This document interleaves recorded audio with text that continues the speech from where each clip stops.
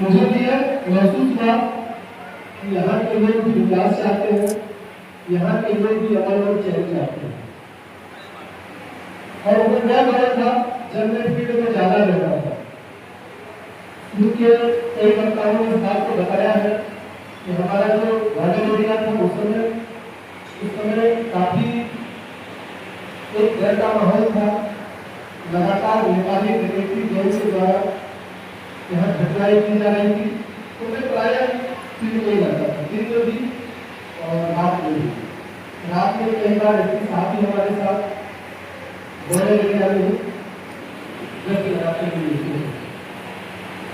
है। कुछ दिनों में ही मुझे ये महसूस हो गया कि यहाँ जो जनता है, यहाँ के जो लोग हैं, वो अब उस देश से बाहर निकल चुके हैं जिस चीज के लिए ढाका जाना जाता था। और क्योंकि ढाका हेडक्वार्टर है विदेशी कर्नाटक का मंडल का, तो यहाँ का प्रभाव भी पूरे मंडल में जाता था। धीरे धीरे हमारा सफर रहा, कई ऊंच नीच, कई कठिन विधि व्यवस्था की समस्या और पर्व त्योहार, इन सारी चीजों में यहाँ के शांति समिति के सदस्य, यहाँ के चैम्बर ऑफ कॉमर्स के सदस्य, यहाँ के सिविल सोसाइटी के सदस्य, वैसे सदस्य जो किसी ग्रुप में नहीं है लेकिन प्रशासन को, पुलिस को सहयोग करने के लिए हमेशा आगे रहे हैं, वैसे लोग उन लोगों का साथ मिलता गया और हमारा काम आसान होता गया। पुलिस का काम थोड़ा कठिन होता है, हम जनता के बीच रहते हैं, हम उनके साथ उठते बैठते हैं और समय आने पर उन्हीं पर हमें कार्रवाई भी करनी पड़ती है।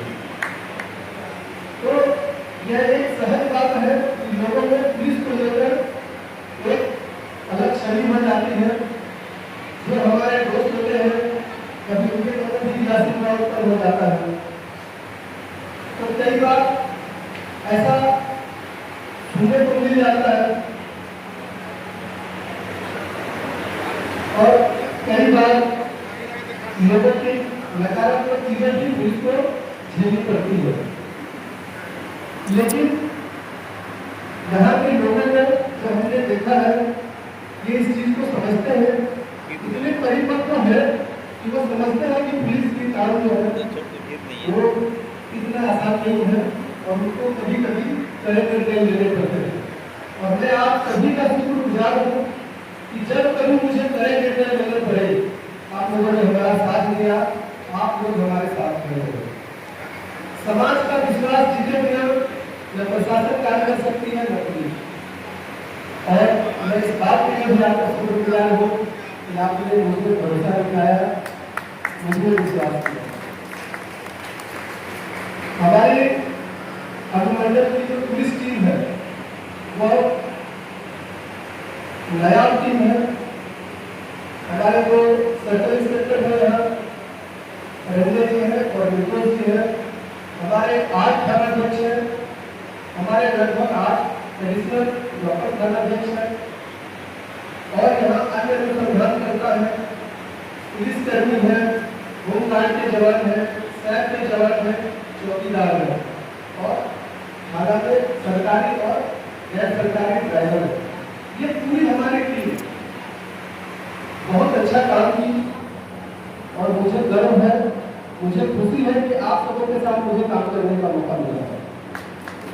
मैं आप सबों को धन्यवाद देता हूँ कि हमारा यह 2 साल 4 महीने का समय जो मैं अपने पीछे देखता हूँ कि हमारा लगभग सफल मान सकता हूँ मैं। इसमें यहाँ की जनता के साथ साथ हमारी पुलिस की काफी अहम योगदान है। इसके अलावा मैं धन्यवाद देना चाहूँगा मीडिया बंधुओं का। आप सभी जानते हैं आज के समय में मीडिया कितनी एक्टिव है। प्रिंट और इलेक्ट्रॉनिक मीडिया से बाहर निकलकर सोशल मीडिया के स्तर पर लोग संदेश को शेयर करना शुरू किए, साझा करने लगे हैं और छोटी से छोटी चीजें हर व्यक्ति के हाथ तक पहुंच जाता है। ऐसी परिस्थिति में अफवाह को रोकना बड़ा मुश्किल होता है। ऐसी परिस्थिति में नकारात्मक जो संदेश या नकारात्मक समाज है उनको पहले से रोकना भी कठिन होता है। लेकिन हमारे यहाँ के जागरूक मीडिया, हमारे मीडिया बंधु, उन्होंने हमेशा सकारात्मक मैसेज, सकारात्मक समाचार को ही जनता तक फैलाया। यहाँ के बहुत सारे यूट्यूबर्स हैं, उनको भी हमने देखा है कि प्रायः जो अच्छी चीजें थी उन्हीं को उन्होंने जनता के सामने प्रस्तुत किया और नकारात्मक चीजों को उन्होंने इग्नोर किया है। मैं इस बात के लिए आपका तहे दिल से शुक्रगुजार हूँ। बिना मीडिया के सपोर्ट के पुनः विधि व्यवस्था को सुचारू रूप से चलाना कठिन होता है।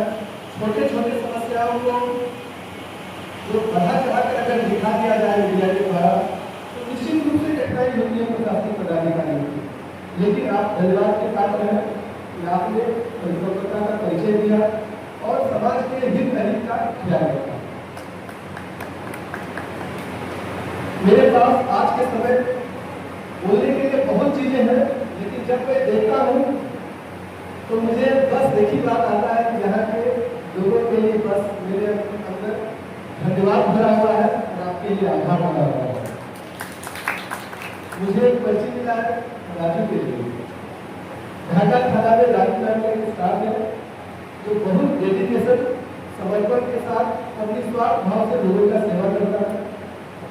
मैंने एसपी साहब को भी बताया था कि इनके लिए कुछ अगर अस्थायी व्यवस्था हो जाए तो बढ़िया है। एसपी साहब ने इस बात का आश्वासन दिया है, आने वाले समय में जरूर इस बात को देखा जाएगा।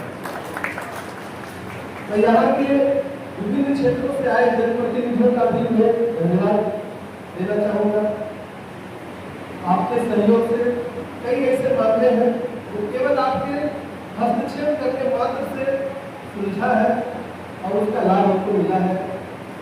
कई जगह पर कुछ कठिन समस्याएं भी रही हैं और कई जगह पर ऐसी भी छोटी छोटी घटनाएं होती है जिनका प्राथमिक दर्ज करना आवश्यक नहीं होता है, लेकिन आगे विवाद न बढ़े इस लिहाज से आप लोगों ने इसमें बहुत अच्छा पहल किया है। आप लोगों ने हमारा बहुत अच्छा साथ दिया है। व्यक्तिगत रूप से मैं एसडीओ साहब का धन्यवाद देना चाहूँगा,